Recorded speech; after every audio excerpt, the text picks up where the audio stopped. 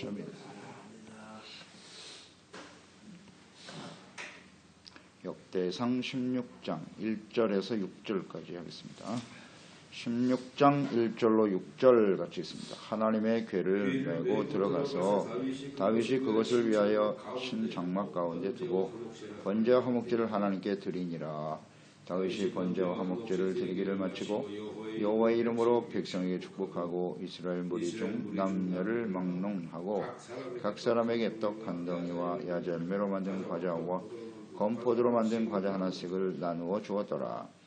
또 레위 사람들을 세워 여호와의 궤 앞에서 섬기며 이스라엘 하나님을 칭송하고 감사하며 찬양하게 하였으니 아삽은 우두머리요 그 다음은 스가랴와 여이엘과 스미라못과 여이엘과 마띠디아와 엘리압과 보나야와 오벳에돔과 여이엘이라. 기파와 주름을 타고 아삽은 재금을 힘있게 치고 제사장 보나야와 야하시엘은 항상 하나님의 언약궤 앞에서 나팔을 부니라. 아멘. 하나님께 대한 헌신과 예배. 다윗이 하나님의 궤를 예루살렘으로 옮기는 과정에서 그가 얼마나 하나님을 경외하고 또 그분의 탓을 받는 하나님의 나라를 사모하는지를 잘 볼 수 있습니다. 그가 한 번의 실수 이후에 철저하게 하나님의 말씀대로 제사장과 레위 사람들을 모아 책임을 맡기고 찬양하며 감사하며 기뻐하며 진실함으로 하나님의 궤를 성막으로 옮겼습니다. 하나님의 궤를 예루살렘으로 옮겼다. 무엇을 의미하는 것이뇨? 하나님을 바르게 예배하기 위함이죠. 그러니까 하나님이 다스리시는 하나님의 나라, 이스라엘의 왕은 하나님이십니다. 하나님이 다스리시는 하나님의 나라가 되게 하소서, 그런 의미란 말이죠. 그렇다면 하나님이 다스리시는 나라가 되려면 이 백성들이 거룩한 백성이 되어야 하는 거예요. 하나님이 거기 계신다. 굉장히 중요한 의미죠. 하나님의 교회가 세워지고 그곳에 하나님이 임하여 계신다. 문제는 하나님의 다스리시는 나라를 사모한다면 반드시 의의가 따라와야 돼요. 거룩한 백성이 되지 않으면 하나님이 거기 계실 수 없다. 없다. 그러기 위해서 필요한 게 뭐예요? 성전과 제사죠. 예배죠. 간단한 진리인데 이걸 깨닫지 못하면요, 아무리 하나님의 나라를 사모한다고 해도 하나님의 말씀과 뜻대로 의로 주님을 섬기지 않으면 소용없다는 것을 그가 첫 번째 실패를 통해서 경험한 거예요. 그게 하나님의 뜻이에요. 하나님을 바르게 예배하고자 하는 거죠. 그러니까 언제나 예배하는 자는 신령과 진리로, 진리, 하나님의 말씀에 근거하여 영신 하나님을 찬양하고 예배하는 것이죠. 그러니까 예배는 영신 하나님과의 교제고 영으로 거듭나지 않으면 할 수 없는 일이죠. 육체의 욕심을 위해서 드려지는 예배는 그건 예배가 아니에요. 영으로 드리는 예배가 무슨 뜻인지를 잘 이해해 보세요. 묵상해 보세요. 나의 필요를 위해서, 육체의 만족을 위해서. 그건 예배가 아니에요. 예배가 아닙니다. 영적인 사건이에요. 예배는. 그래서 옮겼어요. 이제 다윗이. 그러니까 하나님의 궤를 옮겨놓고 하나님이여 나의 왕권을 강화시켜 주시고 뭐 정치력과 지도력과 능력을 더하여 주셔서 나의 나라가 평안하게. 의미 없어. 하나님을 복귀에 모셔놓은 진정한 의미는 아니에요. 목적이 아니라고요. 이것은 우리가 하나님을 섬기는 진정한 목적과 의미가 무엇인가를 우리에게 깨닫게 해주는 겁니다. 교훈. 1절에 보세요. 궤를 모셔놓고 그가 한 일이 뭐죠? 하나님의 궤를 메고 성막에 안치한 후에 무엇을 했다? 번제와 화목제를 하나님께 드렸다. 이게 하나님을 모신, 법궤를 모신 중요한 이유죠.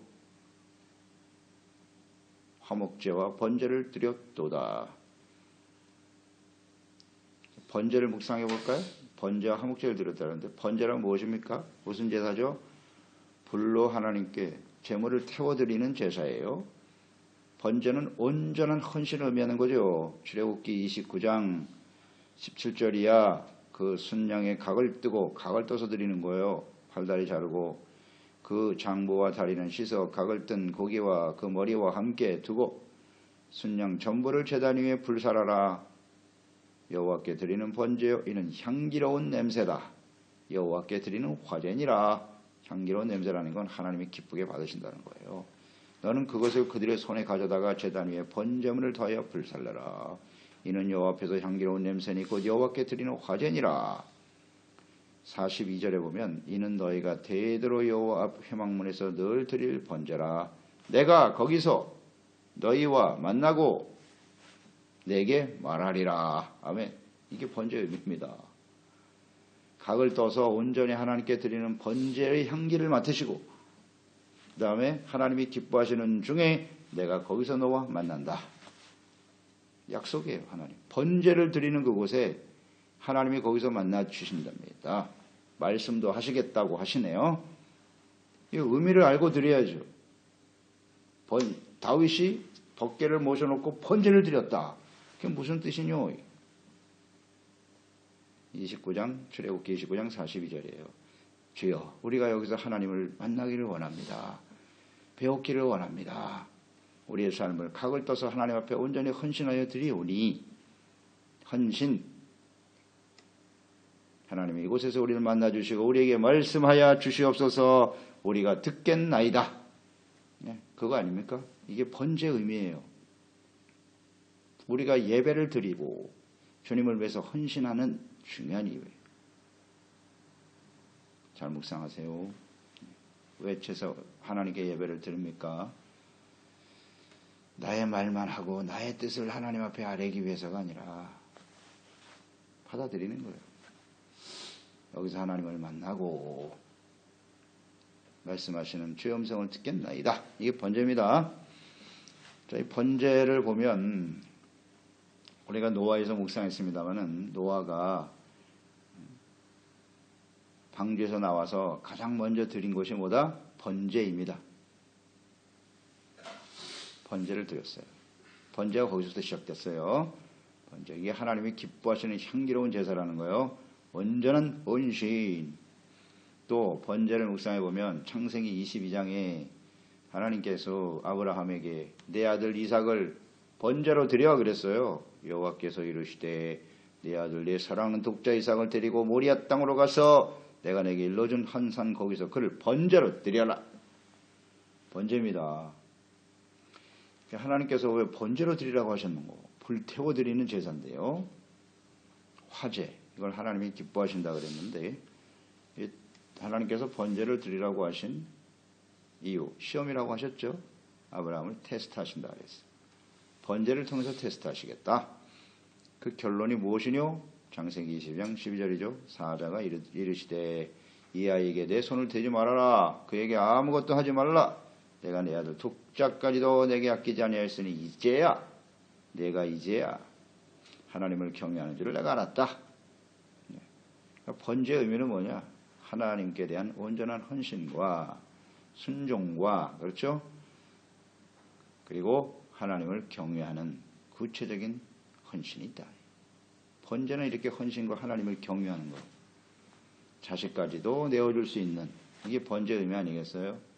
그러니까 다윗이 지금 하나님의 궤를 모셔놓고 번제를 드렸다는 건 무엇을 의미하는 것이냐? 주여, 제가 이 앞에 나의 왕이 무슨 권력, 명예 다 내려놓겠습니다. 이게 번제의 의미라고요.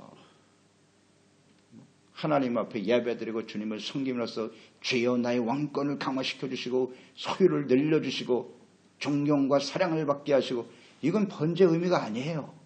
우리가 하나님 앞에 제사를 드린 친정한 의미가 아니라고요. 그냥 내려놓는 거예요. 다. 하나님을 경외하는. 다 드리겠나이다. 각을 떠서 드리는 거예요. 그냥. 이것으로 내가 하나님을 경외하고 이 세상 어떤 것보다도 제가 하나님을 순종하고 사랑하고 헌신합니다. 자식까지도 드리는 거니까요. 자식까지도. 모든 것을 드리고 헌신한다고 하는 게 번제의 진정한 의미다. 이걸 하나님이 기뻐 받으신다는 거 아니겠습니까? 그렇죠? 다 잘라서 드리는 거예요. 그냥. 그러니 온전한 헌신의 마음이 없는 예배가 무슨 예배겠습니까? 그게 절대 하나님을 감동시킬 수 없어요. 그냥 예배드릴 때 맨날 뭘 다 안락하고 뭘 어떻게 더 해달라고 그냥 잘 몰라서 그래요. 번제의 의미를 알아야죠. 그러니까 온전한 번제를 드리면 향기로운 냄새예요. 하나님이 그 기도와 예배를 기쁘게 받으셔서 이제 내가 나를 진짜 경외하는구나. 그러면서 언약을 주시고 그 언약이 성취되게 하시는 거죠. 하나님의 언약이 무엇인가를 우리는 잘 알지 않습니까? 주님이 함께 하시고 친히 우리의 왕이 되셔서 우리를 다스려 주시고 이끌어 주신다면 그처럼 가장 확실한 인생이 어디 있겠습니까? 이 번제 하나에 그냥 얼마나 은혜가 됩니까? 이거. 우린 번제를 드리고 있나요? 그 다음 화목제. 화목제를 드렸다. 그러니까 하나님께 속죄의 제사를 드리고 화목제는요. 용서받은 후에 하나님과 화목해지는 거예요. 화목이죠. 하나님과 화평의 관계가 회복된 이후에 그 은혜에 감사하여 드리는 제사다. 레위기 7장 15절 감사함으로 드리는 화목제물의 고기는 드리는 날에 그날에 먹을 것이요. 나와 있지 않습니까? 화목제는 감사함으로 드리는 것. 감사함으로. 뭐가 감사하냐? 뭐가 감사하냐? 하나님 앞에 우리가 속죄, 용서받고 은혜받고 하나님과 화목하게 되어지는 이거 화평, 이것이 정말 감사하여 드리는 것이 감사 화목제입니다. 화목제입니다.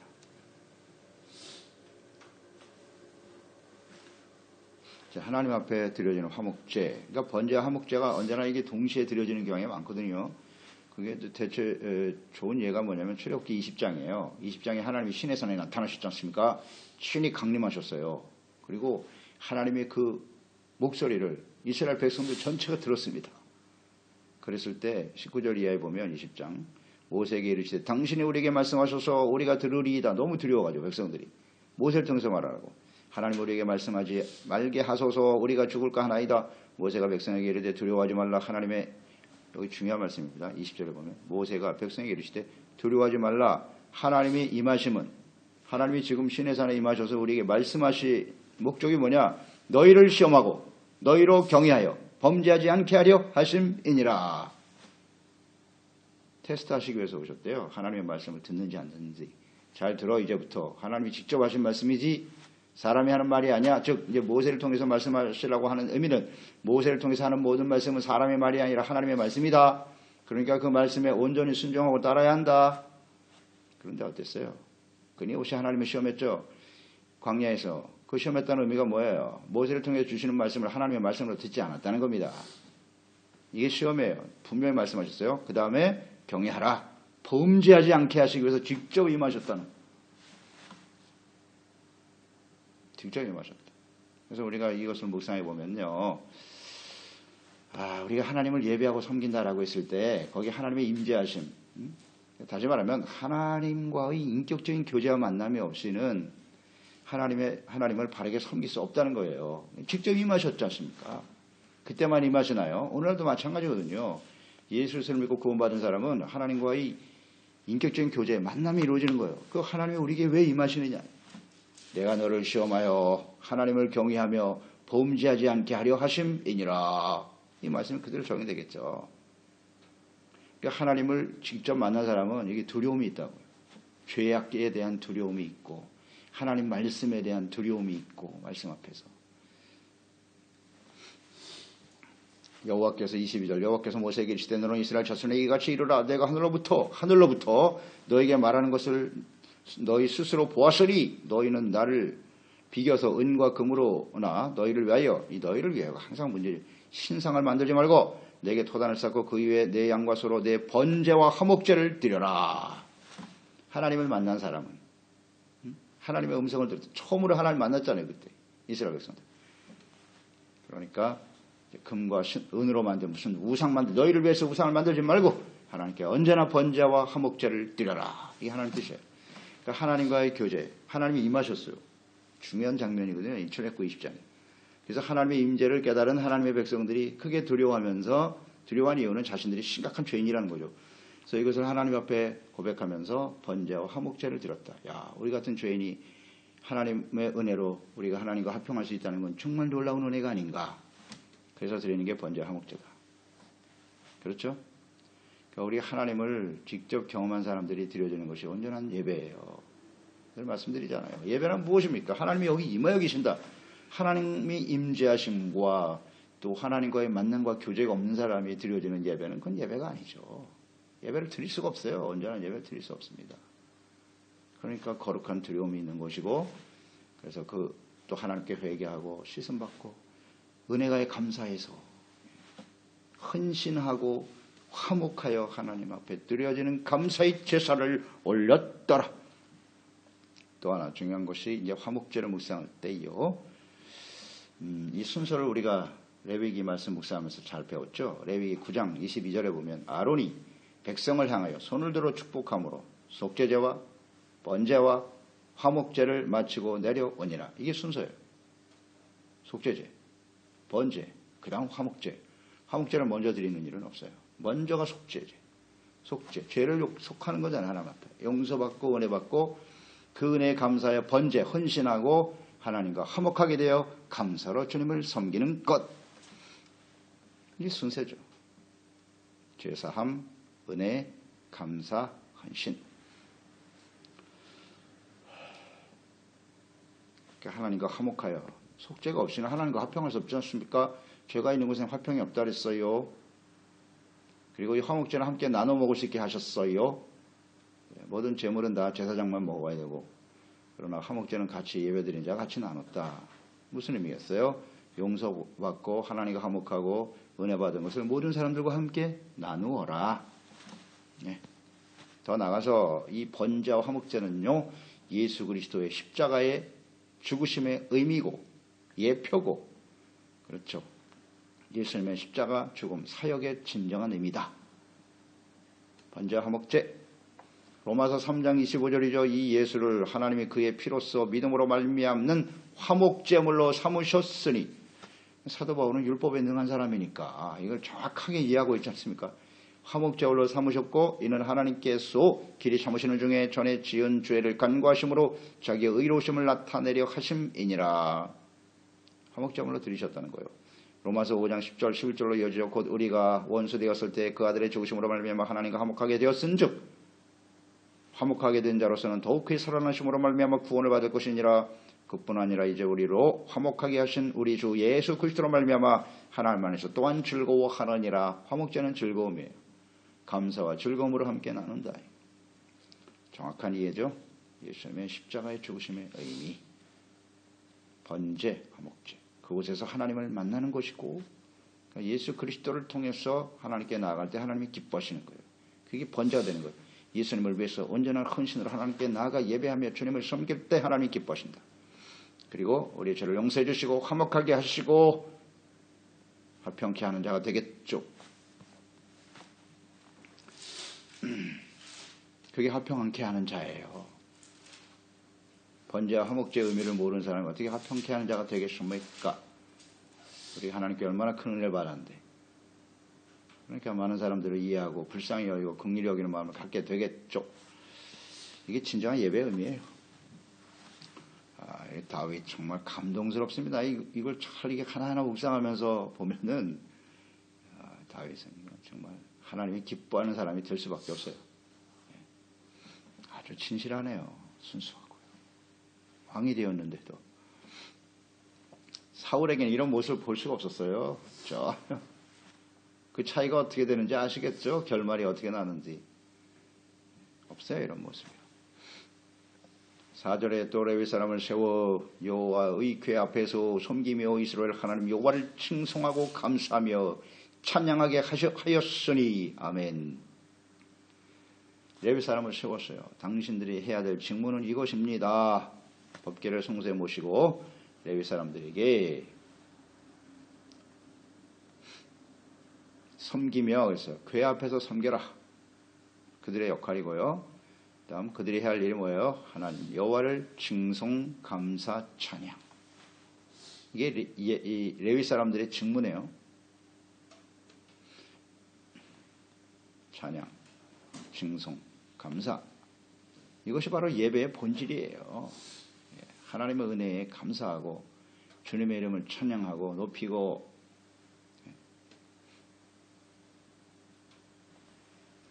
이것이 다시 말하면 하나님께 영광을 돌리는 일입니다. 영광을 돌리는 일이에요. 이렇게 되려면 레위 사람들의 직임이 얼마나 중요한가를 생각해야 되고요. 그 다음 그렇게 되기까지는 속죄, 번제, 화목제, 이것이 선행되어야 하는 거예요. 먼저 제사를 드렸지 않습니까? 번제와 화목제를 드리고 하나님 앞에 용서받고 은혜 받음으로 인해서 레위 사람들이 해야 될 직무죠.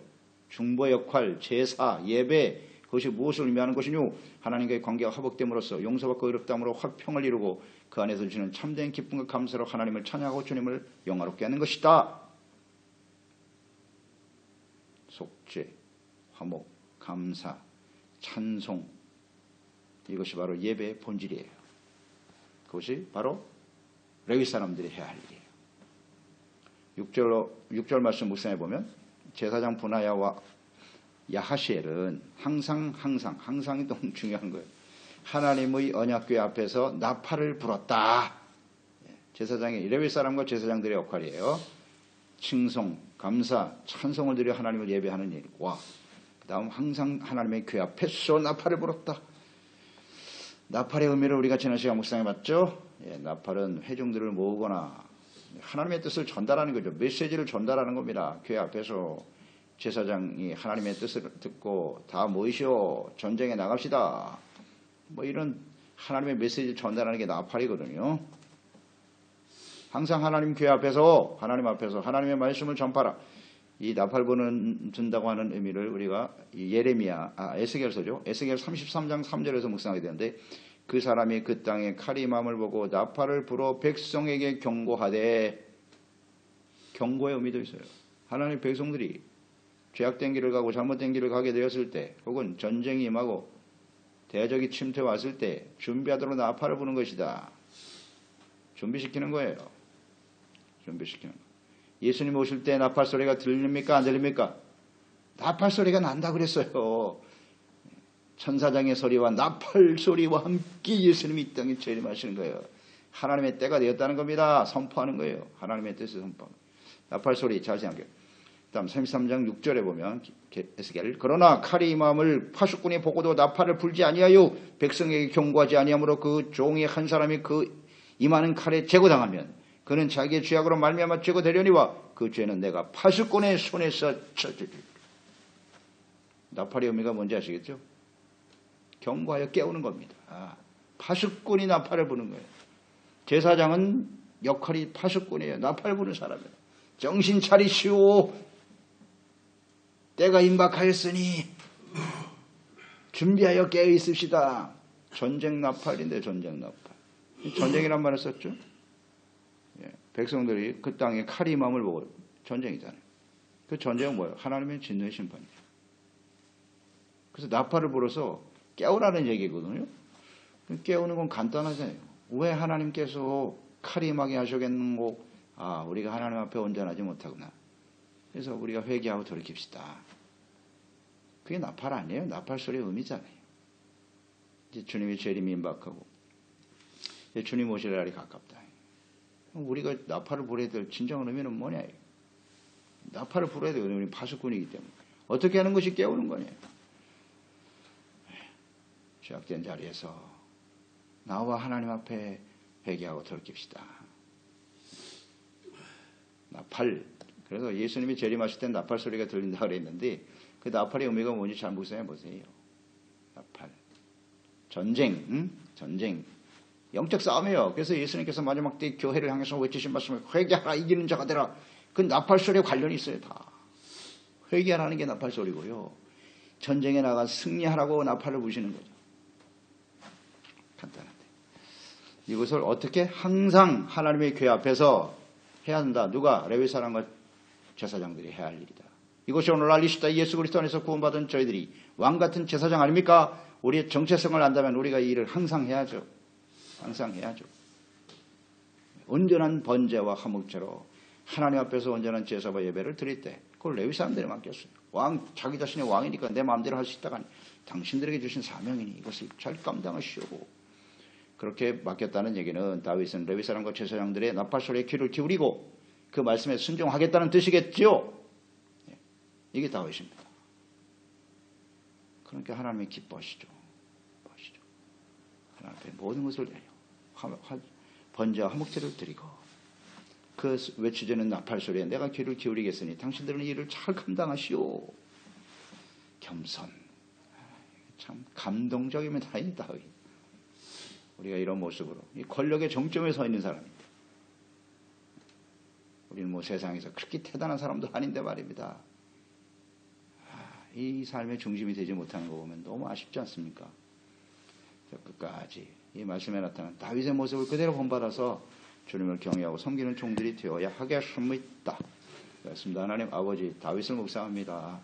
다윗이 왜 하나님의 궤를 예루살렘으로 모셔오려고 했던가? 그 목적과 의미가 무엇인가?